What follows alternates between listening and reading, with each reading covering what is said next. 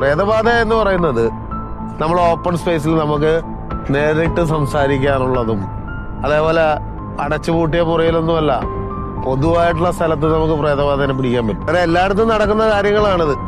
കുട്ടികൾക്ക് ചോദിച്ചപ്പോൾ പറഞ്ഞത്, ഞാൻ പഠിക്കാനിരിക്കുന്ന സമയങ്ങളിൽ ഒരു കറുത്ത നിഴല് പാസ് ചെയ്യുന്നു എന്ന് പറയുന്നു. ഡോക്ടർമാരും ലാസ്റ്റ് അവർ പറഞ്ഞവര് ഈ കുട്ടിക്ക് വേറെ അസുഖങ്ങളൊന്നുമില്ല, ഈ കുട്ടി എന്തോ കണ്ട് ഭയപ്പെട്ടിട്ടുള്ളതാണ്, അതുകൊണ്ട് അത് നിങ്ങൾ ദൈവപരമായിട്ടുള്ള എവിടെയെങ്കിലും കൊണ്ടുപോയി ചെയ്യാൻ.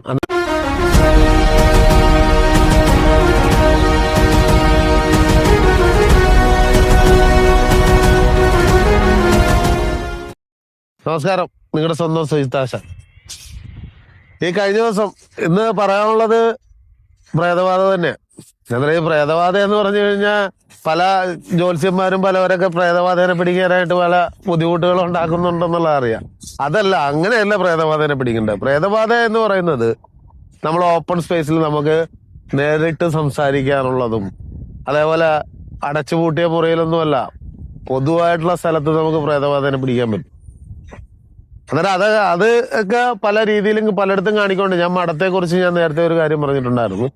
പല മഠങ്ങളിലും നമ്മൾ ശ്രദ്ധിക്കേണ്ടതായിട്ടുള്ള കാര്യങ്ങളുണ്ട്. ആഡംബരവും അമ്പാടിയും കണ്ടിട്ട് പോയി ധനങ്ങൾ നഷ്ടപ്പെട്ടിട്ടുള്ളതും ഇതേപോലെയുള്ള ബുദ്ധിമുട്ടുകൾ പല ആൾക്കാരും എൻ്റെ അടുക്കെ പല വിഷയങ്ങളും എൻ്റെ അടുക്കെ പറഞ്ഞിട്ടുണ്ട്. ഇങ്ങനെയാണ്, അവിടെ ഇങ്ങനെയായിരുന്നു, ഇതേപോലെ ഒരുപാട് കാര്യങ്ങൾ മേടിച്ചിട്ടുണ്ട്. അത് വ്യക്തമായിട്ട് പറയാത്തതിന്റെ കാര്യം പല ആൾക്കാർ, അത് ഒരു ഇതിൽപ്പെട്ടതല്ല, എല്ലാവിധ മതസ്ഥരിലും അങ്ങനെ സംഭവിക്കാറുണ്ട്. അന്നേരം ഒരാളെ തന്നെ നമ്മൾ കൂട്ടിപ്പിടിപ്പിക്കാറില്ല.